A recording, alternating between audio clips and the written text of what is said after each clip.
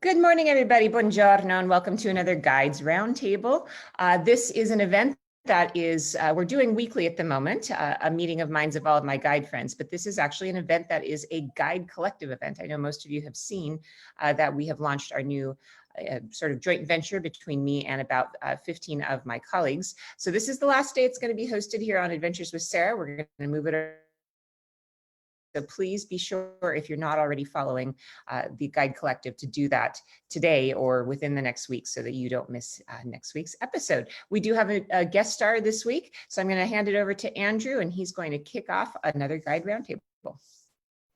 Thanks, Sarah. So yes, this is our fourth edition now of the Guide Roundtable, and we're going to do a little bit different format than we've done in the past. We have a guest from Iceland joining us, who I will introduce in a few minutes. And as you can see, we've moved from 5 to 4 to 3 plus a guest host. So who knows? Next week it just might be like one of us and the audience throwing questions at us. Though, just joking here.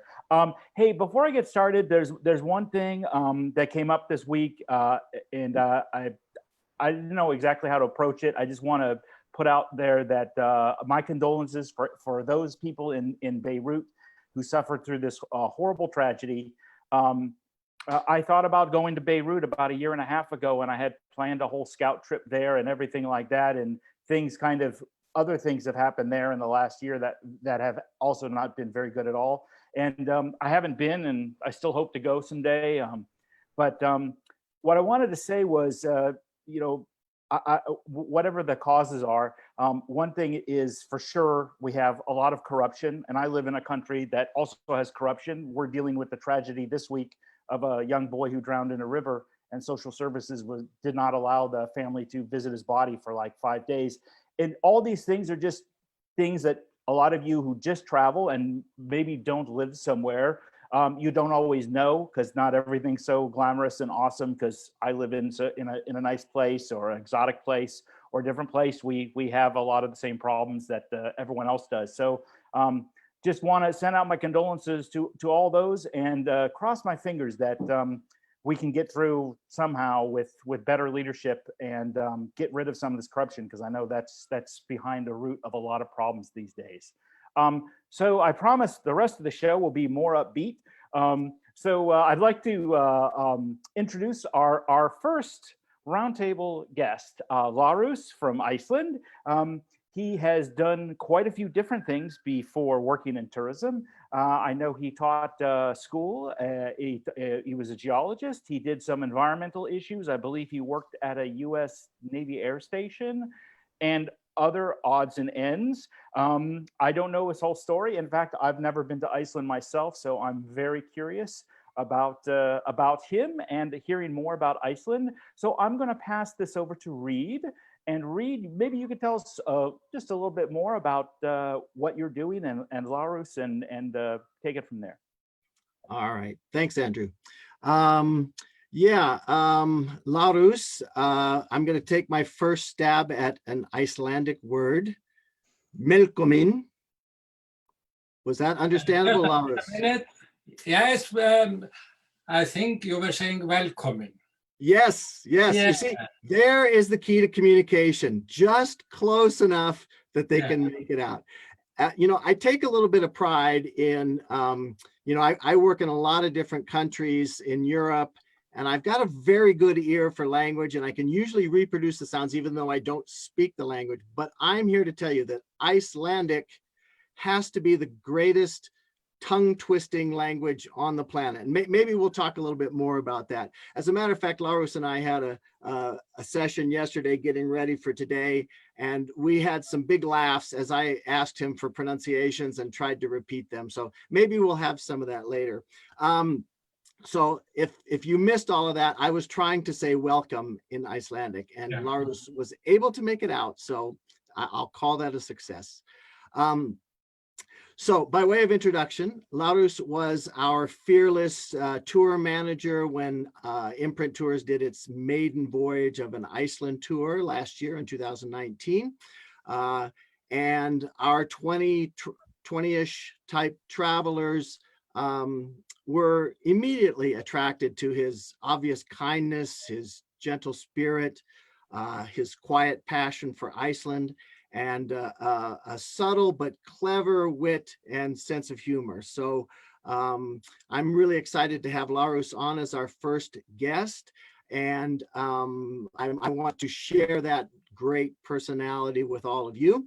So I'm now going to turn this over to Lárus. Oh, before I do, I'm going to try to pronounce his last name for everybody by way of entertainment. Lárus can give me a score of 1 to 10. It's Lárus Ástvaldsson. It's a 7. A 7. Okay, Yeah. I'm getting better. Yesterday was clearly no better than a 3 or a 4. So 10 out of 10. Yes. So you have definitely done your all right. homework. So Lárus is going to take the next 10 minutes or so just to share with us about Iceland, and then we're going to get to know him, and then we're going to start to ask him some questions. And those of you tuning in, put your questions up on the chat function if you have something to ask Lárus about Iceland or anything else that's on your mind. We want this to be inclusive. So Lárus, take it away. Thank you and welcome everybody. And I hope I can share some interests in Iceland. I very often like to add an letter to the name of my country, N, so it will be an Iceland. And I think I can pretty confidently say today our country is doing fairly well. In this crisis problem we are going through, then we have been fortunate to have a fairly good professionals and government that has dealt with it. Although we are going through some boom at this very moment, but they took it firmly and very likely they are knocking it down again, hopefully. At least the last couple of days results tell me so. And Iceland is a country for people that are ready to do some adventures. We have a fascinating landscape, but not always welcoming elements. So coming to Iceland, you have to be open-minded, ready to alter your original plans and enjoy what the nature has to throw at you. If it's sun or if it's a blizzard or something like that. This is something that when I'm doing my tours, I need to deal with constantly, especially in the winter time, but we may also be addressed with severe weather in the summer. So that's just our cost of living so close to the end of the livable world. Iceland is not only full of beautiful landscape, it's also full of interesting sagas, myths, and almost every stone, every mountain has a story behind it.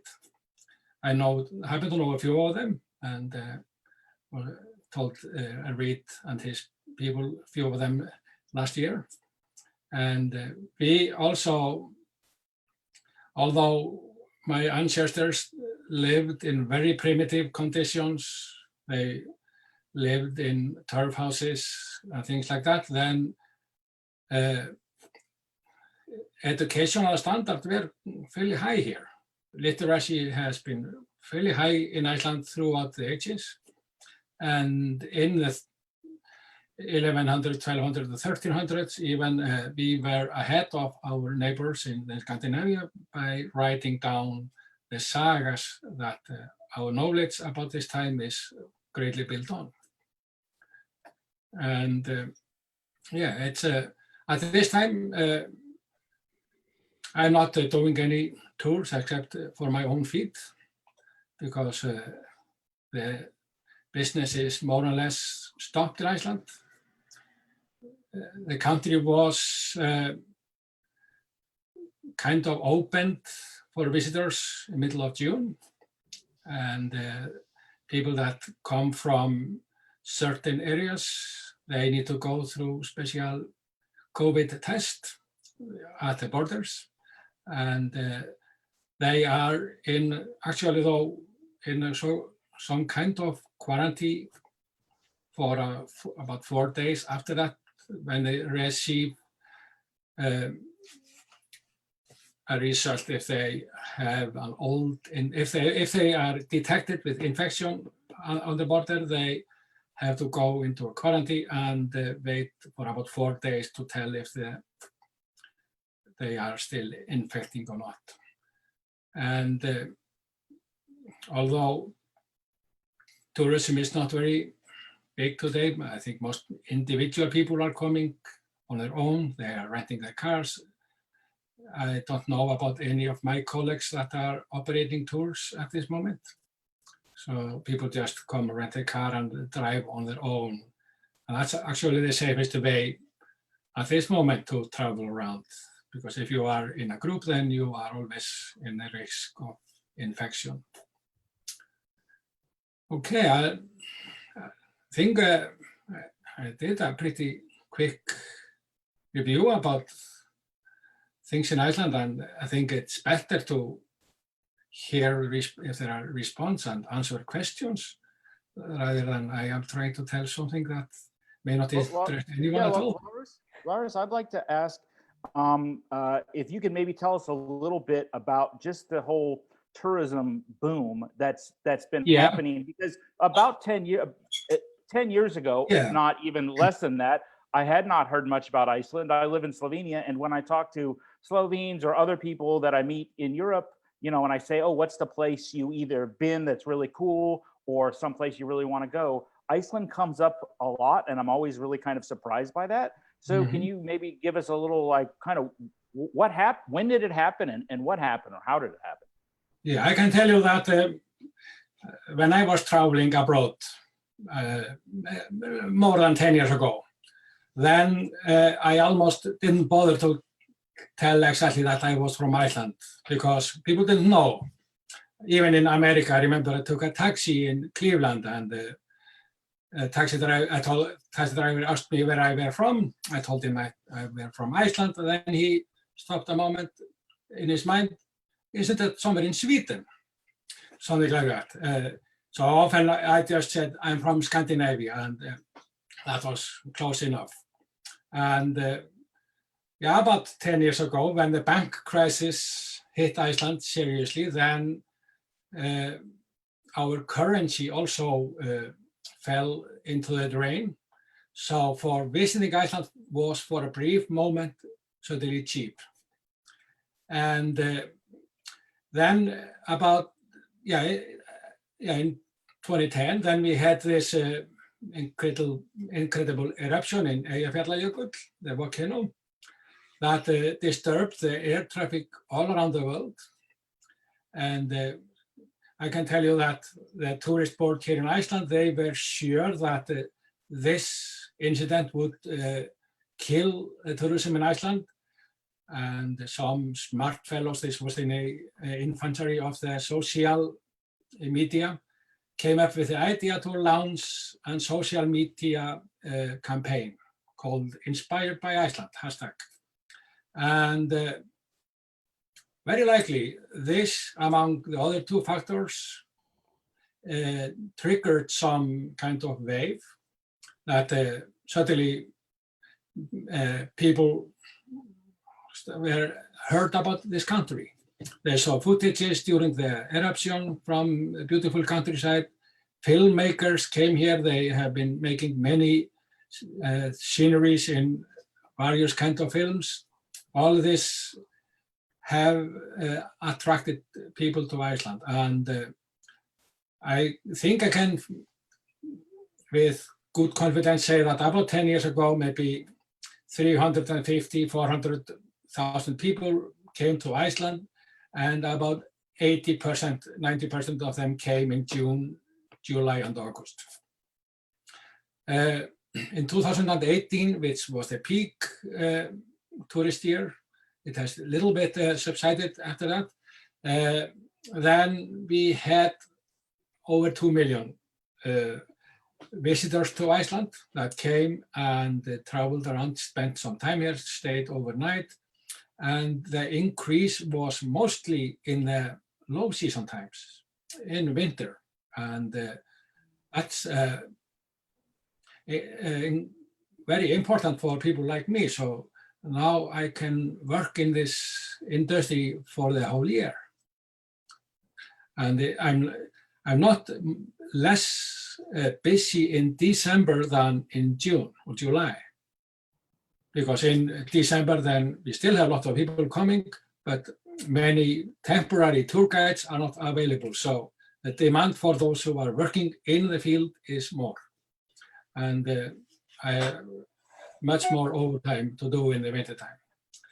And yeah, this, and in addition to those 2 million people that came to Iceland to stay, then about 6 or 7 million people came as transit visitors. They came and they landed on the airport, maybe never left the airport, but many of them took maybe a couple of hours, 2-3 hours, visited the Blue Lagoon or Reykjavik or something like that before they continued.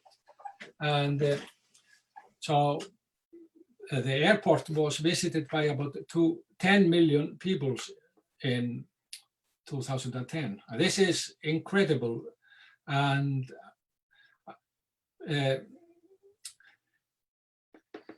this has greatly helped us now when we are going through this COVID issue. Like all other countries, then we have a lot of crisis going on here. Business are stopping or slowing down or something like that. We had the same thing in 2008 when the banks collapsed. But at that time, then the treasury of our country was almost empty. And we did go through about 5-6 years of really deep depression, almost no construction going on and things like that. But now, although the businesses are stopping, things like that, then the government, they have much more money to spend, and they have been able to distribute it into the community in various ways by launching important infrastructure projects like road construction and things like that, and paying part of the reassignment time for people if you're losing the job, or also paying unemployment payment. So for my sake, for example, it's much better condition that I am facing now than when we had the same crisis in 2008. Well, you had mentioned that now, or I mean not now, but like in 2018 when you were at your peak, you said you had all these people come, let's say in December or wintertime, compared to just before when it was mainly summer. So I'm curious, like, what would two-part question?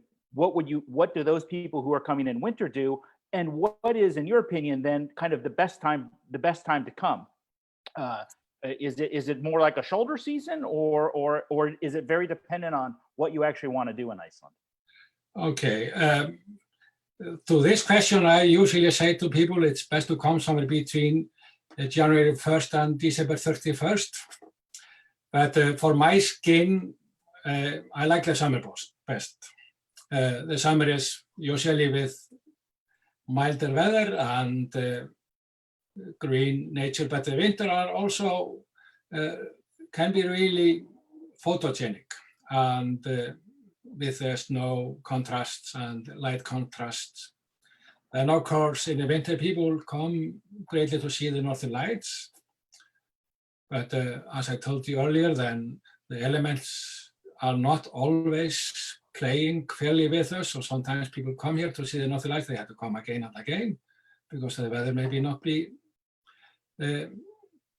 favorable for the northern light hunting. But in the wintertime, I think people come mostly for some shorter breaks, and they do visit many of the same places in the south part of Iceland, but the northern lights, I think, is the main attraction.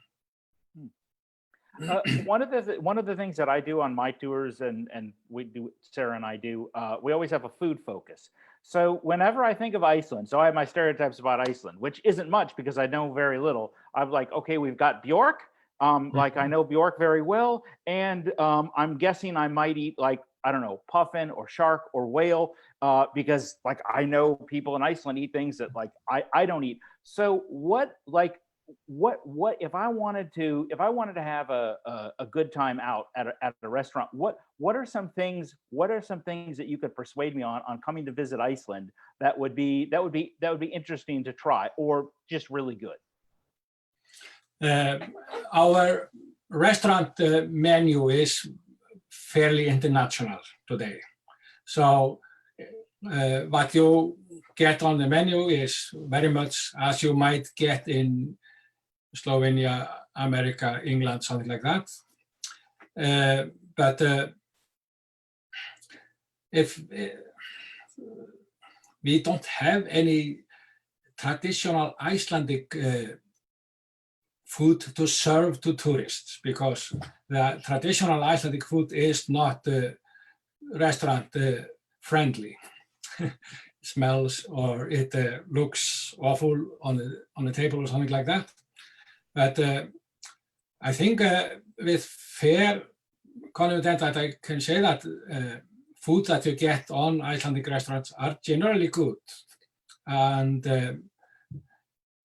it's very fresh. We have usually fresh ingredients, mostly from Icelandic farmed products.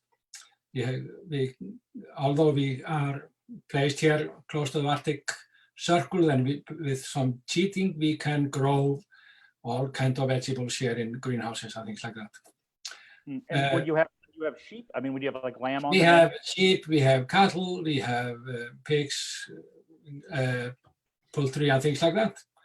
And I think 80–90% of meat served in Iceland is domestically produced. And yeah, and about 60% of vegetables, they are domestically produced as well. So if the people who were more adventurous, you said like the traditional Iceland food are not the kind of food that you'd serve at a restaurant. But I know there are people who are like, hey, I want to do the bizarre foods thing. Can you go to certain places? I don't know, you just go to a local's home or something like that? Is that there are, I think, a couple of restaurants in Reykjavik that might be serving these odd food. A fish restaurant where you can find stinky ray or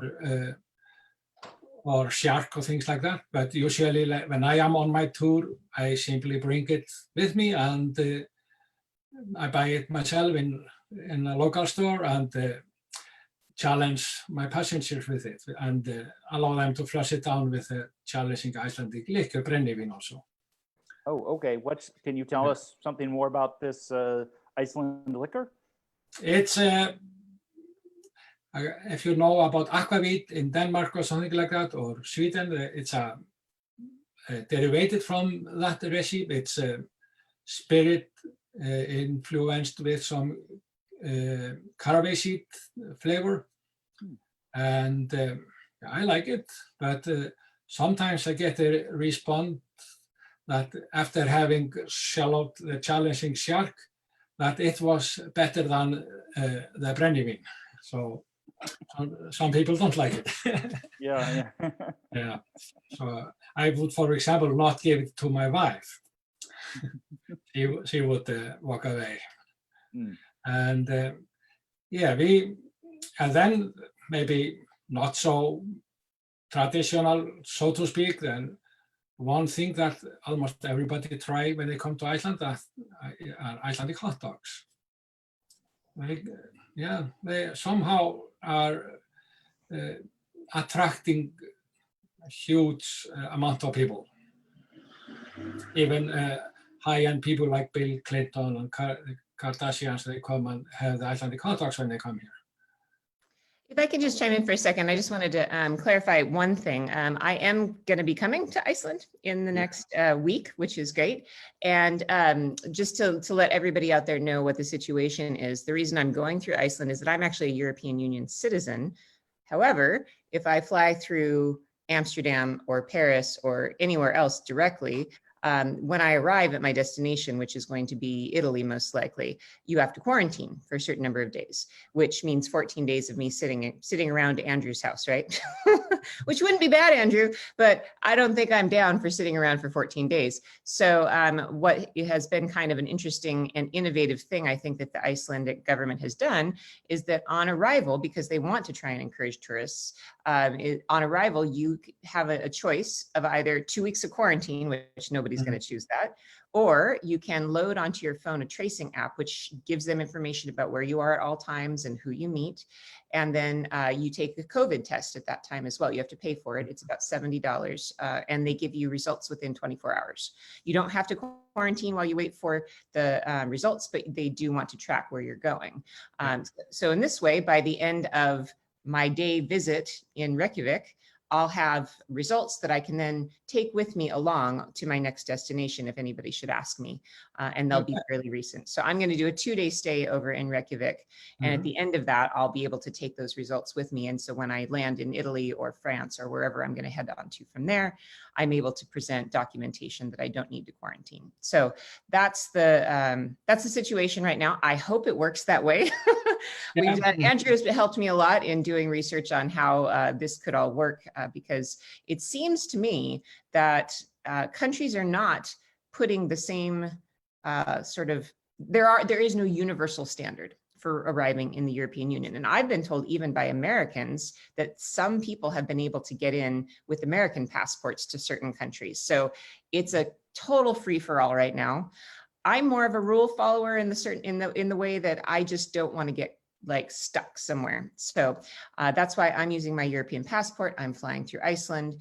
And that's the situation right now. Andrew, do you want to just quickly touch on the situation in Croatia? Because that was another situation he and I went down the rabbit hole on. Yeah. In fact, actually, there was just an article today in the Total Croatia News, which is the English language news that actually is far better than the government website, to kind of like, here's what's going on. And they had 10 or maybe even a dozen kind of personal itineraries by Americans who've been to Croatia in the last month. And they said, hey, I flew from here to here to here to here. And they went through, each one of them kind of went through step by step of what they had to do. And I read through, I don't know, 8 or 9 of them at least. And in all the ones I'd read through, everyone had made it in, because yes, technically you can come as an American to Croatia, because the big thing is it's not Schengen. That's the reason why you can go into Croatia, because it's not in the Schengen zone. But like, for instance, everyone who kind of shared their stories of how they got to Croatia, the biggest hurdle was at the gate in the US. The airports, the airlines at the US not knowing or not being up to date, because they're thinking, oh, you got a US passport, well, you can't go to Europe, or you can't go to the EU, and Croatia's in the EU. So I think that's the big stickler. I guess you'll find out. You hope the Icelandair people, a crew would know at the gate, but I think they have it really well explained, and I'm really impressed with Icelandair, because they seem more on top of it than anybody else. And I'd actually love Lars to talk a little bit about that, because Icelandair is a little different than regular airlines. Like, they don't advertise on Expedia, for example. But they lay it out very carefully. You have to do all these certain things. And the criteria is you can come from the United States, but you cannot be a US citizen. You have to be a European Union citizen to be able to arrive and go through this process. So that's their bar, but that's Iceland. And every other country has a different bar. I was actually told 2 days ago that with my European passport, I could have probably flown into Amsterdam without any restriction at all. And so I don't know if that's true, but that was the experience of somebody that I know. Their daughter went there recently and was able to just walk in the door with a European passport. So this is the problem right now with travel and tourism. The other thing is Croatia is open to Americans, so is Turkey. So if you wanted to go to somewhere, those are 2 countries that are going to welcome you. And, but every single day, ever since I bought my plane ticket last week, I'm living in like terror. Every day I keep checking the websites going, has that all changed? You know, because there is no standard. I've even heard people flying into Portugal, Americans, without any problem because Portugal just wants to open the door. And so really this is the breakdown within the EU, isn't it? That there's not a standard protocol. There's not standard issue kind of like who can come in, what do you need to do? You know, and so I really feel like the reason I chose to go through Iceland is it was the only place I could find that actually had a plan. So congratulations, Lárus, because the country is way more on the cutting edge of how to allow visitors in than any other country in the world, as far as I can tell, because you have a plan, it's simple, it's very, very well laid out. I have to apply 72 hours before my flight. I have to go through an application process where I just put in all of my details and I prepay for the COVID test. So they will be ready for me when I get off the plane. And that, I mean, seriously, hats off to Iceland. And a friend of mine just told me that also Germany is looking at doing something similar. So, I mean, that's why I think Iceland is kind of on the cutting edge of what we could be looking at in the future for tourism all throughout the world. So do you have any sense, Lárus, of how that all developed? Like who came up with that, or you know, what was the government push behind that? I think, yeah, the government was under a pressure, of course, to open, and the European, the Schengen area, which you mentioned, was going to open on June 15th, more or less, all around. So we were, though, still a little bit afraid of what this would mean for us, because at this moment, Iceland was free of COVID almost. So there had not been any COVID tests for a couple of weeks or 3 weeks or something like that. And so some, I don't know exactly who came up with this brilliant idea, but I think there is a board or something like that came up with this, and they have limits, so we can test about 2,000 tests on the border today. So what they have done is to declare few countries as green countries from within Europe. So people from those countries, they do not need to go through a test. They can come directly because they are low risk visitors. And people that come from red countries, they have to go through this test, no matter if they are from within Schengen or not. So this is something that can be changing every day. Like you mentioned, you are in a kind of a wormhole. You don't know tomorrow how things will be for you when you are traveling. And so far, then, this has succeeded very well. And it appears that none of the infections that we are receiving at this moment can be traced to a tourist. They can be traced to people living in Iceland coming from above. You see, they call, because that's a different, touching point. When you come as a tourist, you usually just travel on your own.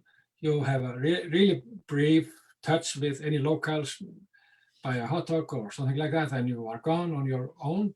But the people that live in Iceland, they have a family, they meet them, and that has happened. So there have. I was going to say that's one thing I noticed with all the with most of the stories over here about when you're talking about tourism, COVID, it's like what's imported cases and what's not. That's what they're trying to keep a track on, to see, hey, are these, because it's very easy to say, oh, well, gosh, Croatia opened up its borders, and then a few weeks later, the cases are going up a lot more than they were for like May and the first half of June. But then when they do the research, or when they have the map, it's like, well, the hotspots in Croatia are not the tourist hotspots at all. And then you hear stories of like whatever, the parties or the weddings that went over the limit and stuff like that, or the relatives that lived in the neighboring country that came back to visit and that country wasn't doing so good. So that's one, I think that's also one of these issues too to keep on top of is like, you know, because that probably will affect some border closings or green, red, yellow country listings is, you know, if the increase is less on the imports and more just on the locals, you know, then, you know, maybe tourism will keep kind of progressing. But most of these cases were imported like to Iceland, they would know it and then probably put the kibosh or different rules on. And they were telling today that it's about 150,000 people have already visited Iceland since 15th of June. And they have tested over 70,000 on the borders. And I think only about 15, some 15 tourists were with active infections.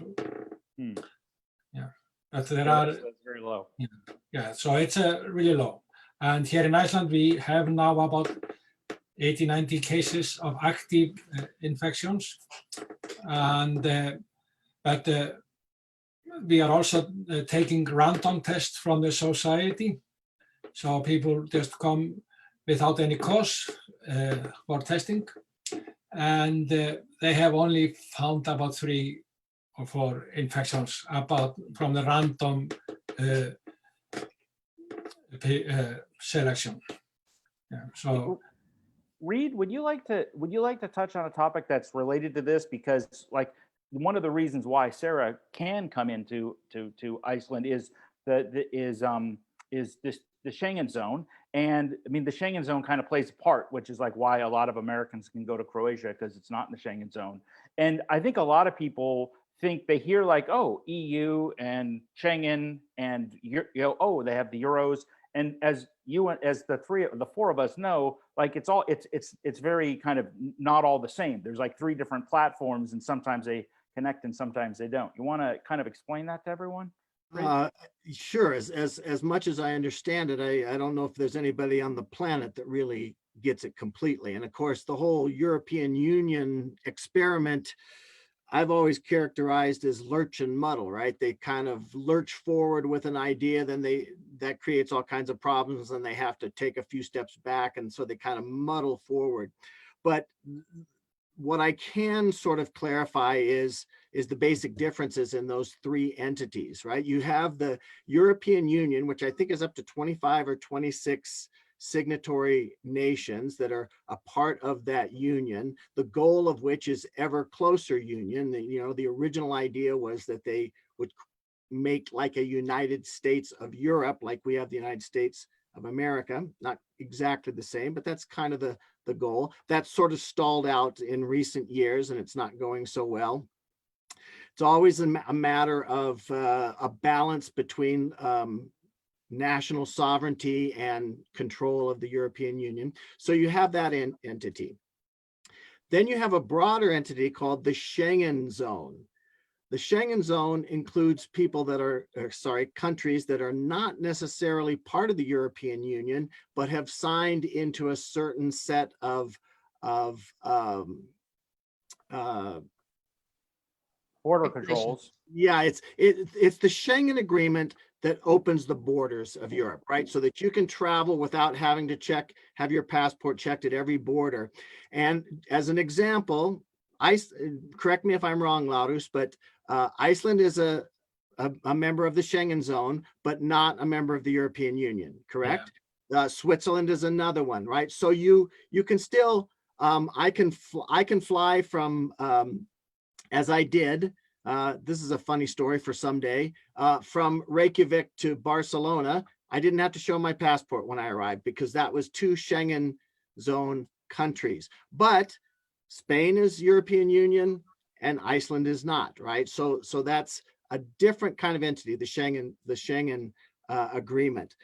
Very confusing for most Americans. And then there's the third entity, and that's that some of the European Union members have opted into the common currency, right? The euro.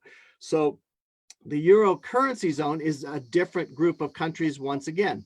Great Britain is an obvious example of a country that's before Brexit, was a member of the European Union, but had opted not to participate in the Eurozone. So there's your three different entities, and that's just by way of clarification. I don't have any other expertise other than understanding those three things. But since we're talking about this, Lárus, I'm going to throw this back to you with a question. How do Icelanders feel about the European Union? Would they like to join? Is that something that you think is likely to happen? And if not, can you articulate the reasons why there would be resistance to that?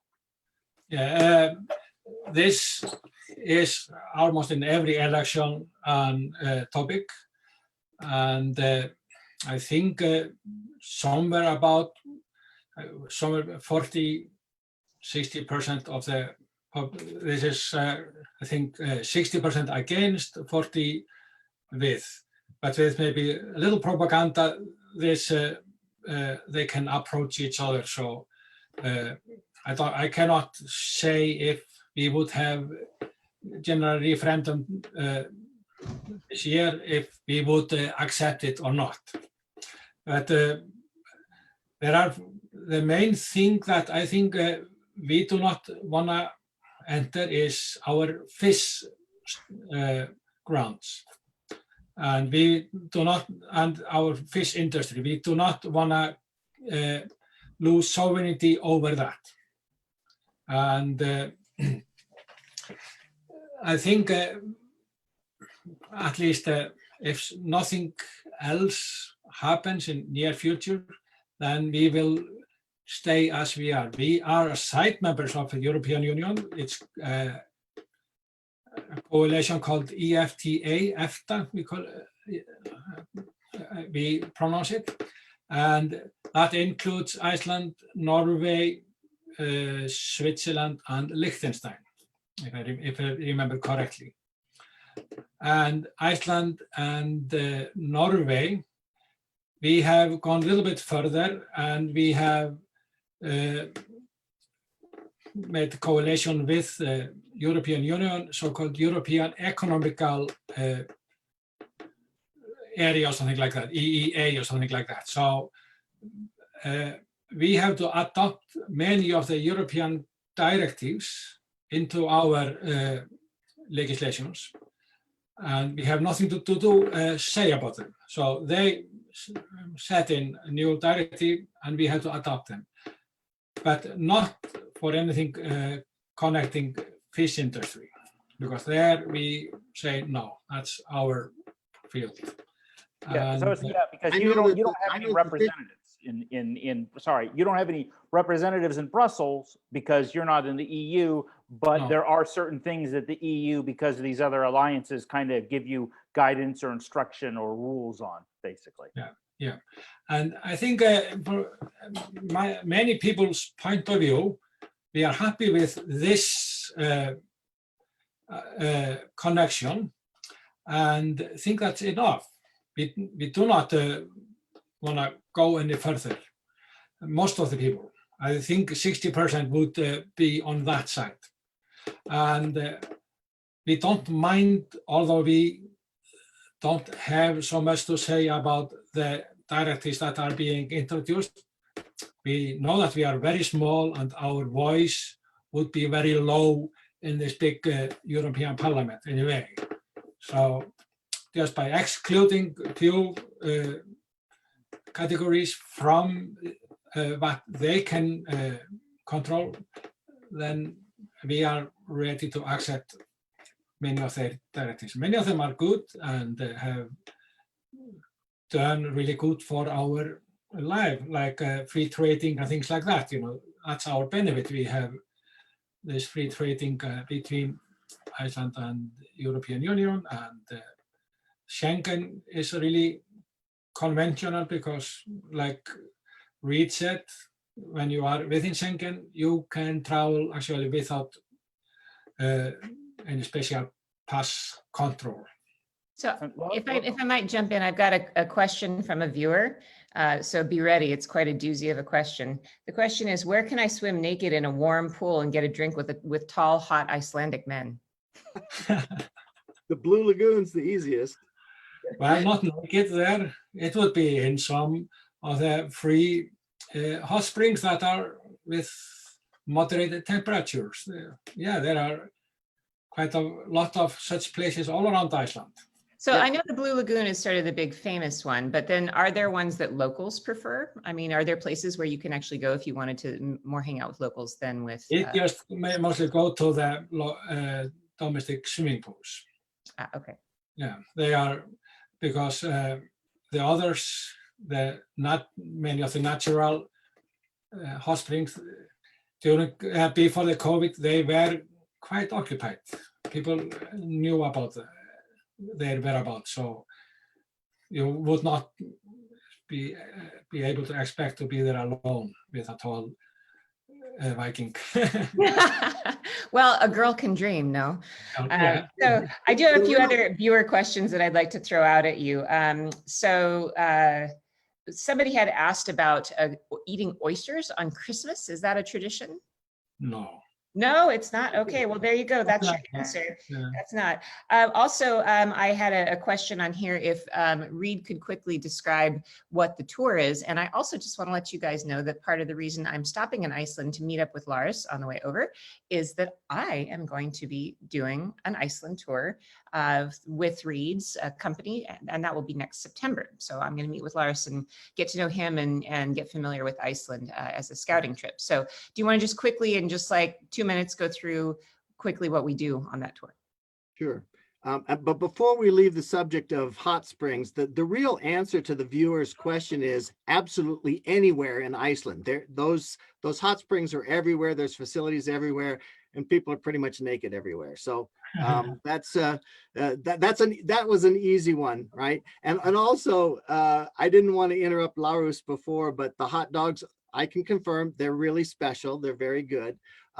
And also, as Lárus was talking about the food earlier, you probably noticed I was up here smirking in my corner because I have this distinct recollection of Lárus dragging my group mysteriously out into the woods and producing his jar of fermented shark for us to all try. So we all had that, but smart man that he is, he also had the local version of the aquavit to help us wash that down and get that taste out of our mouth. So not a great culinary destination, if I can be so bold. But anyway. I remember actually Ian Watson, who was a writer for Rick Steves for a long time. He moved to Iceland and he still lives there, I believe. And he came back into the Rick Steves office once with Icelandic treats for all of us. And it was fermented whale blubber. And we all kind of looked at that and went, that's cool. Like, yay, you. And that's before Iceland was even on anybody's touristic radar. So he had a vision. Okay. Ian lives in Germany now, but we should have him on as a panelist someday. Okay, the tour. We basically do the classic ring road of Iceland. There is a highway that runs all the way around the edge. A couple of nights in Reykjavik, obviously, to start out. We do the Golden Circle, which is sort of the classic one-day excursion you can do from Reykjavik with some geysers and the place where the original parliament was held in Iceland back, I think 800 years ago, or further back even. And the place where the two continents split, right? You can actually walk down into the gorge where you've got Europe on your right and North America on your left. And then one of the great waterfalls of Iceland, which of course every day is waterfalls in Iceland, but one of the big famous ones is on that Golden Circle. Then we drive along sort of the west edge and all the way up to the north to Akureyri. Mm-hmm. Do I get what's my score? That's 9. 9. Oh my gosh. Yeah, okay. You are improving since our yesterday. destination. And of course, we're seeing beautiful landscapes and waterfalls and sights along the way. That's every day. I won't keep repeating that. But in Akureyri, we have a free day. Most of my people last time did a whale watching excursion. But a beautiful town on a harbor up on the northern coast of Iceland. Then we go to I'm really going to get it wrong. Mývatn. Mývatn. Lake Mývatn is a geothermal area, one of many in Iceland. We do have a number of stops there where we're seeing volcanic craters and lava and paint pots and and whatnot, and another spectacular waterfall. And then we have a really cool night where we stay in a country inn, one of those sod houses, very Icelandic, very characteristic. Then we have a long driving day around the eastern coast with all the fjords, the eastern coast of Iceland. It's a long driving day, but we get all the way to the south of Iceland, where we spend a couple of nights on the southern side. And the big highlight there is the Glacier Lagoon. Yes, thank you. The Glacier Lagoon, which I will only allow Lárus to pronounce that in Icelandic, but the Glacier Lagoon is probably the most, apart from the Golden Circle, probably the most famous site in Iceland, where you've got a terminal glacier creeping down into a little lagoon, a little bay, and it's constantly calving icebergs that float around in the bay. Eventually they flow out to the sea, but they've got these duck-like vehicles that you mount up on when they're on wheels. They roll right into the water, and you're tooling around in the bay there with icebergs floating around, big glaciers surrounding you, mountains. Absolutely spectacular. There's a little beach nearby called Diamond Beach. We make a quick photo stop there because that's kind of where the icebergs, as they break up, they end up on a black sand beach. And when the sun comes out, it looks like diamonds flashing everywhere. It's really spectacular. A number of other things that I won't go into. You can hike on glaciers, ATV rides, et cetera, et cetera. We have some free time there for people to do their own thing for an afternoon. Then we continue on to the west, a number of other waterfalls, a couple of black sand beaches, some more spectacular natural wonders. And on the way back to Reykjavik on the last day, this all compresses down to 9 days. So it's a week and two, bookended by 2 weekends. We stop at the Lava Center, which is a really fascinating place to learn about that history, that volcanic history of Iceland. And that's basically the tour. It's a long week, and we pretty much get a taste of the entire island and see the highlights. So one of the things that Andrew and I have talked to, Reid and I have talked about with regards to this, though, which is a warning, is that anybody who's interested in traveling in Iceland, it is quite expensive. So you have to kind of be prepared for that. I will say, though, I was prepared for it to be outrageously expensive, but I got a hotel in Reykjavik, get this, for $40 a night. It's essentially like a hallway with a tiny little bed in it, but I don't really care. I mean, I'm not really there to just see the inside of a hotel room. So, but as far as tours go, tours are going to be on the pretty expensive side, the high end of stuff that we typically do. So our hope is, of course, that we get to do all that stuff next year. But I think Iceland leading the way like this with all of their COVID setup is really great. So I think that for me is a really positive step forward, that perhaps with this system in place, they'll be able to allow foreigners from other countries as well to start coming in. So we'll see. I mean, that'll be an interesting thing to check out.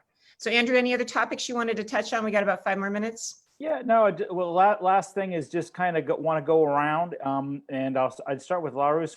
We always do like a pick, like here's some, here's my little topic.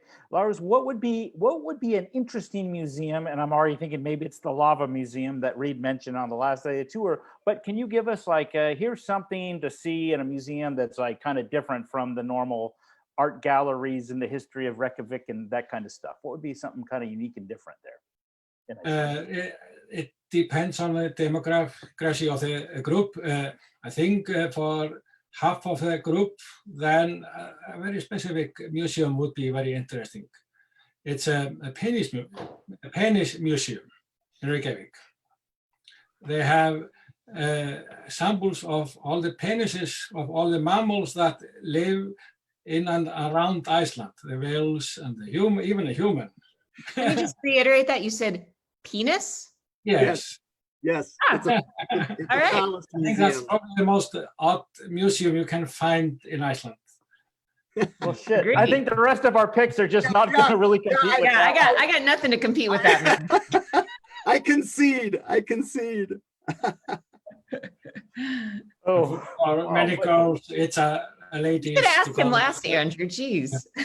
Well, I mean, I'm thinking Iceland. I'm not thinking, oh, Iceland, famous for the penis museum. But hey, that's why we do the show, to learn something new, I guess. Yeah. Oh wow, yeah. So I think that would probably kind of cover it for most people, because for sure, that would be something no one's been to before that I know of.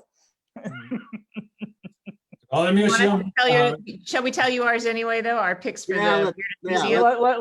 Let's do it. But we know we're just fighting for second place here, I think. Okay, so my weirdest one ever was the operating theater in London. There's an old 19th century operating theater that I went to research for doing guidebooks, and I had to learn all about how it was that they did surgery live, and like the Victorian era people would come and watch. So they had theaters and like theater seats, and then in the middle was the surgeons. They were doing with, of course, no anesthetic. It was probably one of the most disgusting museums I've ever seen in my life.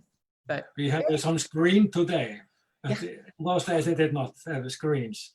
So this Yeah. is what many people like to watch on television. Yeah, that was Victorian television, was to go and watch people get their limbs sawed off without any anesthetic. Humans have always been attracted to some disgusting thing, I think. Yeah, it's fun. Reid? I was gonna say, that's my segue, disgusting things. The most unusual museum I've been to is a place called the Siriraj Museum, or the Death Museum in Bangkok. Sarah, I thought you maybe had been there as well. No. It's a museum of anatomy, pathology, parasitology, and forensics. And everything in there is of human origin, right? Body parts, full cadavers, fetuses. And they're all sort of partially mummified, obviously, but that is one for nightmares. But I just have to say a bit more. I needed to remind myself. I couldn't remember the name of it. I went online to search for it, and there's 2 toilet museums in the world. One in Korea, one in Delhi. There's a vampire museum in Paris. And then there's actually in Jacksonville, Florida, the Pooseum, right? The Museum of Petrified Poop. Okay. Pooseum. I'm not making these things up. Those are just things I came across. All right, Andrew, what's your pick? Yeah. Well, I'm gonna just preface this by saying I'm coming in 4th place without a doubt, because I wasn't really thinking for kind of gross, totally bizarre stuff. I did a kind of like communist era tour in Warsaw a couple years ago, and the company who ran it, like when you go, like they have their office, and they turn part of their office into this kind of like, here's what about a 1970s to maybe 80s like entire house that you would have lived in socialist communist time in Warsaw, with all these, here's what the toys would have, this is what the kitchen would look like. So you get like the decor and the furniture plus all the little stuff. And actually, it's funny because the 70s is such a bizarre decade. A lot of stuff is like, okay, yeah, I mean, this is like no worse than like the shag carpeting that I recall. And the toys were just as kind of in the they had cereal boxes, and they didn't have Sugar Smacks and all that, but it was like their version of that. So it was really like kind of weird to think like, oh, our 70s and your 70s were kind of similar. It's just, everything's in Polish, and there was like 1 or 2 flavors or versions of things, rather than, in America, we had 25 different kind of things you can get. So it was strange, but not kind of so bizarre. Well, that's cool though. I want to do that. It reminds me of that movie. I don't remember what it's called, but the movie where they pretend like it's still communist times. This guy has to pretend like it's still communist times because his mom has dementia or something. Do you remember that movie? Oh, we'll have to have a conversation about that movie. I want to see that. I want to see that. Yeah. Oh, I'll send you a link. It's great. They have to they have to convince her it's still communist times. She can't leave her house, so they have to convince her that it's still communist times. You'd love it anyway. That could be another conversation that we have, a roundtable about travel movies. So. Oh, very good. Very good idea. I had thought about mentioning the DDR Museum in Berlin, right? The Eastern the Eastern Germany Museum, which is kind of clunky, junky, like you're talking about, very dated. But, it's got kitschy stuff like voting machines where all the Communist Party members' hands go up at the same time, and a little car that had the seat removable so that somebody could smuggle their way out. And it's got some cool stuff in it. But it's very similar, that very dated feel to it. I'd say the most fun museum I've ever been to is the Musée Mécanique in San Francisco. It's actually on the pier of San Francisco in Fisherman's Wharf. And you go in and they've collected all those like automatons and early pinball machines and the old machine, you know, the old kind of movie things where you plonk in the coin and you can look and you can watch. Oh, yeah. My kids had never seen that stuff. And so I just handed them both a handful of quarters and they went crazy because they'd never seen all of that stuff from the distant past. So that is probably one of the most fun museums that I've ever been to. By the way, I have a suggestion to make. Next September, Sarah, I suggest that you host one of our roundtable sessions from the Penis Museum in Reykjavik. Oh. Well, and maybe even Lárus and I can go and check that out in a couple of weeks, and we can do a little tour, a little virtual tour. Maybe that'll be my Patreon subscribers special event that I'll take them around the Penis Museum. Where do I put my credit card number down for that stuff? Yeah, that feels like that's very on brand for Adventures with Sarah. So. All right, everybody. Well, thank you so much to all of the viewers for watching our roundtable, and especially a big thank you to Lárus for joining us all the way from Iceland tonight. I really look forward to meeting you next week, and we'll do a little bit of live streaming from Reykjavik and the surroundings so everybody can get to know him. And again, if you're interested in traveling in Iceland with us, we'll have all that information up pretty soon. And another thing I just want to make sure everybody knows is that if you're really enjoying the guides roundtables, they are going to be moved off of Adventures with Sarah starting next week. So if you would like to continue to enjoy our conversations, we're going to have the same panelists. So Reiner and Trish will be back, but we'll rotate out different guests and things like that. But that will be a Guide Collective event, not an Adventures with Sarah event. So please go ahead and find us on Facebook or the website, which is guide-collective.com, and more there. Okay, so thanks for joining me on Adventures. Thank you guys for being on Adventures with Sarah, but now we're going to become a Guide Collective event. So Time to move on. Thank you all so very much. I was honored to be with you, and it was nice. excellent. Okay. All right, everybody. Thanks so Have much. fun Tomorrow, storming the castle. please be sure to have fun. Yeah, please be sure to join us tomorrow if you would like to meet my friend Dave Fox. It is a different time tomorrow. Tomorrow we're going to be having him on at 9 o'clock because he lives in Asia, and we're going to talk about how to be a travel writer. And if you're a Patreon subscriber, you get to join in and ask him questions. So we'll see you tomorrow at 9 o'clock here on Adventures with Sarah. So yeah, you say it. You go ahead. What's your tagline? Have fun storming the castle, folks. Thank you. And Bye-bye. ciao. And Ciao. travel with intent. Andiamo, right? Ciao, everybody.